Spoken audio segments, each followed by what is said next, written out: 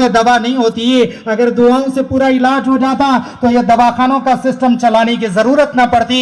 जब भी कोई बीमारी आए किसी से दुआ करा कर मसला हल करा लिया जाए, जिंदगी को बदलना पड़ता है। अगर मोमिनों एक कंकर की ठोकर बदलने के लिए काफी हो जाती है, और दिलों पर जब निफाक मुसल्लत हो जाता है तो पहाड़ भी अगर सर पर गिर जाए तो आदमी उसको झटक कर आगे बढ़ जाता।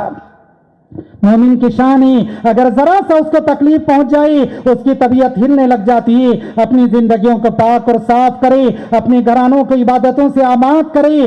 दिल में जब अल्लाह का ताल्लुक आएगा आमाल बोझ नहीं बनेंगे। शाम इलियास साहब रहमतुल्लाह अलैह फरमाते थे, लोगों ईमान सीखो वरना अमाल हलक का कांटा बन जाएंगे। आज अमाल हलक का कांटा बन गए, नमाजों में जी नहीं लग रहा है, इबादतों में जी नहीं लग रहा है। इमाम गज़ाली रहमतुल्लाह अलैह ने नकल फरमाया, पुराने जमाने में जब मर्द फजर की नमाज पढ़ने के लिए अपने घर से निकलते तो गोदों में खेलने वाले छोटे बच्चे तहज्जुद की नमाज से फारिग होकर कुरान की तिलावत अपने घर में करते। हर गली में कुरान के पढ़ने की आवाज आती थी। तहज्जुद का इतना इत्मीनान उस जमाने में था, फर्ज के छोड़ने की गुंजाइश कहां पाई जाती थी।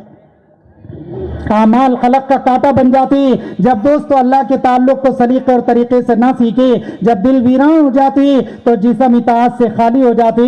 जिस्म के अंदर इताअत नहीं पाई जाती है। जिनके दिल अल्लाह के ताल्लुक से आबाद हो गए थे वह इबादतों के आदी थे, हर हाल के अंदर अल्लाह के ताल्लुक में गौते लगा रहे। किस हाल के अंदर नमाजें पढ़कर बतलाई और किस हाल के अंदर इबादतें करके बतलाया कि दिल में अल्लाह का ताल्लुक आ जाए तो नमाज में जी लगने लगेगा, तिलावत में जी लगने लगेगा, जिक्र में जी लगने लगेगा, एक एक अमल में मजा आने लगेगा। कि जब दिल में अल्लाह का ताल्लुक आएगा तो आमाल से जी लगने लग जाता है और आमाल में तबीयतें लगने लग जाती है। सहाबा इकराम से कहना पड़ता था कि इस कदर ज्यादा इबादत ना करे बल्कि मेरे तरीके पर चले और मेरे तरीके पर आगे बढ़े। मैं रात में आराम भी करता हूँ और रात में इबादत भी किया करता हूँ। अल्लाह के नबी को समझाना पड़ा, अल्लाह के नबी को अपना तरीका बतलाना पड़ा। अल्लाह के नबी सल्लल्लाहु अलैहि वसल्लम की सोहबत में रहकर ऐसी इबादतों के आदी बने थे।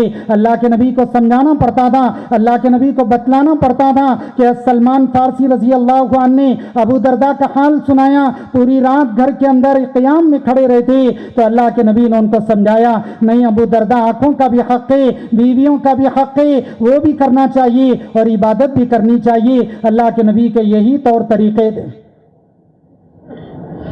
इसलिए दोस्तों इबादतों का माहौल बने, मस्जिदों के अंदर इबादतों का माहौल बने, घर के अंदर इबादतों का माहौल बने।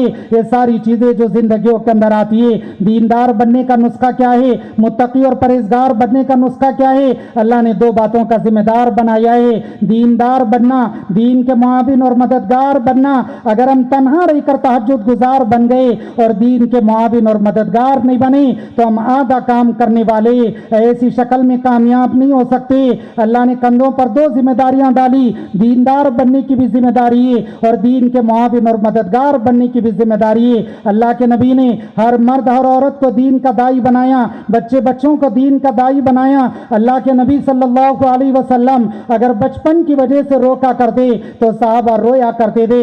उमैर बिन अबी वक़ास को नबी ने मना कर दिया कि उमैर तुम अभी छोटे हो, बेहतर है कि हम तुमको बाद में ले जाएंगे। घर जाकर रोने लग गए। साद बिन अबी वक़ास ने जब उनका हाल सुनाया अल्लाह के नबी को इजाजत देनी पड़ी। एक साहबा की जमात ऐसी है, अल्लाह के नबी ने उनसे कहा कि अभी इंतजाम नहीं है, बेहतर है कि तुम अपने घर जाए, अगर इंतजाम हो जाएगा हम तुम्हें अल्लाह के रास्ते में रवाना करेंगे। वो इस कदर रोने लगे कि किताबों के अंदर हेडिंग बन गई, बुकाई सहाबा, रोने वाले सहाबा। आखिर किस बात पर रो रहे, अल्लाह के दीन की निस्बतों पर सफर नहीं कर सके।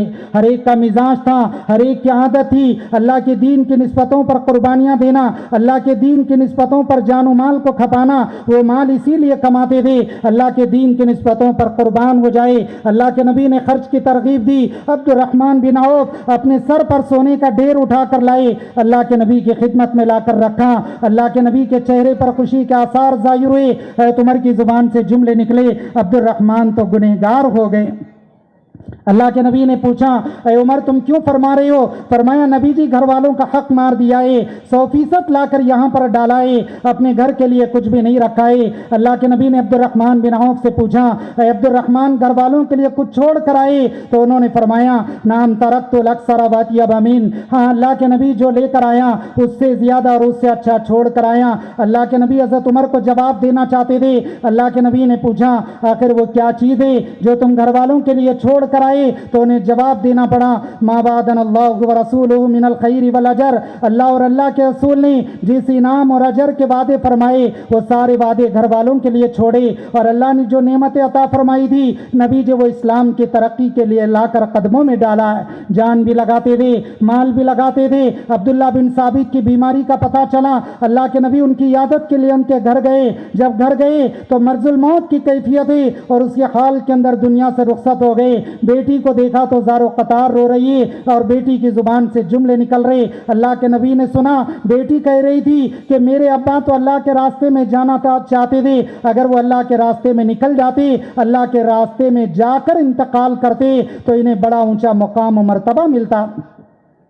اللہ کے نبی نے جواب دیا بیٹے تیرے باپ کی نیت پر اللہ رب العزت نے انہیں اپنے راستے کا ثواب دے دیا ہے۔ بیٹیوں کے اتنا شعور اور سلیقہ تھا، اللہ کے راستے میں جا کر مرنا چاہیے، اللہ کے راستے میں جا کر جان دینا چاہیے۔ خالد بن ولید پوری زندگی راہ خدا میں چلتے رہے، لیکن انتقال بستر پر ہوا، اپنی ذات سے خطاب کر کے تعجب سے کہنے لگے اے خالد جیسے اونٹ استبل میں مرتا ہے ایسے تم بستر کے اوپر دنیا سے رخصت ہو رہے ہو۔ پوری زندگی ٹھکانے لگائی، ہماری صلاحیتیں کہاں لگ رہی ہے؟ آج دین پھیکا کیوں پڑ گیا؟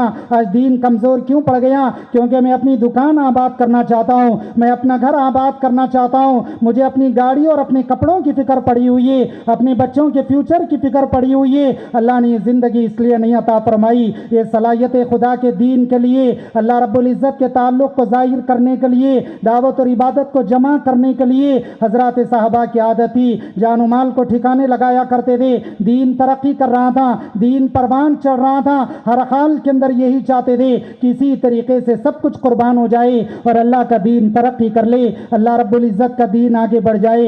گئے گزرے زمانے میں اللہ رب العزت نے اس محنت کو چلایا، یہ روحانی بیماریوں کا علاج ہے، اللہ رب العزت کی طرف سے نازل کردہ ہے۔ ہر شیخ رحمت اللہ علیہ کا ملفوظ چھپا ہوا ہے، ہر شیخ نے فرمایا جب روحانی بیماریاں حدیں پار کر گئی اللہ رب العزت نے بطور علاج کے محنت عطا فرمائی، اللہ نے کرم کر دیا۔ مولانا الیاس صاحب رحمۃ اللہ علیہ نے جب محنت شروع کی بالکل کچھ سمجھ میں نہیں آ رہا تھا، آج کروڑوں لوگ تیار ہو گئے، جان و مال کو بے حیثیت بنانے والے اور ملک و ملکوں کا سفر کرنے والے۔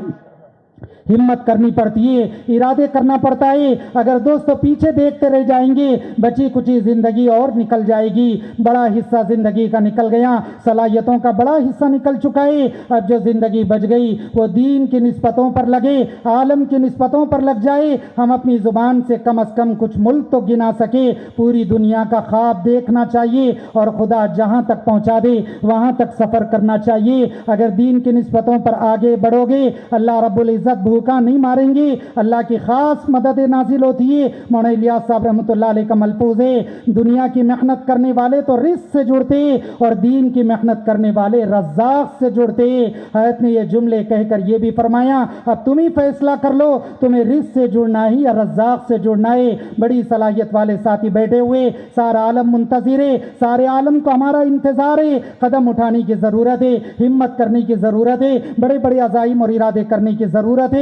4 ماہ کے ارادے کرنا ہے، جن کے قواعد پورے ہوتے ہیں 5 مہینے بڑے بڑے کھلے خرچ کے ساتھ ملکوں میں جانے کا، اگر سچی نیت کر کے ہمت کر کے اٹھ جائے اللہ رب العزت بھی دوستو شکل ضرور بنا دے گے۔ سب تیار ہیں انشاءاللہ؟